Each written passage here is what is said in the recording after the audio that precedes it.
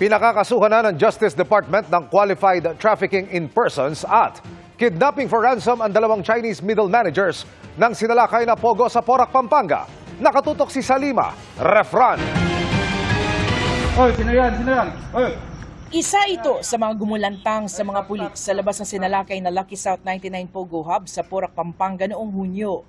Ang lalaking nakaposa sa bed frame, puno ng pasa at iba pang mga sugat sa katawan nang humingi ng tulong noon.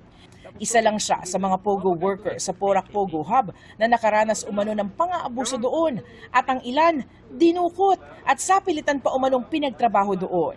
Ngayon, ayon sa Department of Justice, uusad na sa korte ang reklamo ng mga umano'y inabusong Pogo workers. Inirekomenda na ng Department of Justice na kasuhan ng qualified trafficking in persons at kidnapping for ransom ang dalawang Chinese middle managers ng Pogo. Sa resolusyon ng prosecutors, nakitang naabot ang mga elemento sa dalawang krimen. Yung organized crime nila lumipat dito, nagdala ng lagim. Kaya nga, yan ang isang dahilan kung bakit nangayaw na ang Pangulo sa Pogo. Kasi kasama na yung social ills tsaka itong criminal, itong criminal aspect na hindi talaga katanggap-tanggap sa atin. Para sa Presidential Anti-Organized Crime Commission o PAOK, malaking bagay ang pag-akyat ng kaso sa korte sa panghihikayat ng iba pang biktima o testigo para mapanagot maging mga big players na mga illegal na pogo.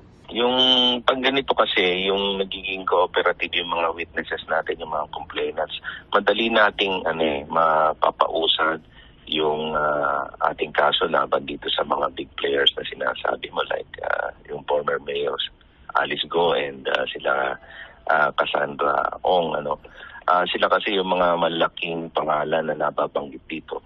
Nasa kustodiya ng PAOK ang dalawang akusado. Nahaharap rin sila sa mga kaso sa Bureau of Immigration. Para sa GMA Integrated News, Salima Refran, nakatutok 24 oras.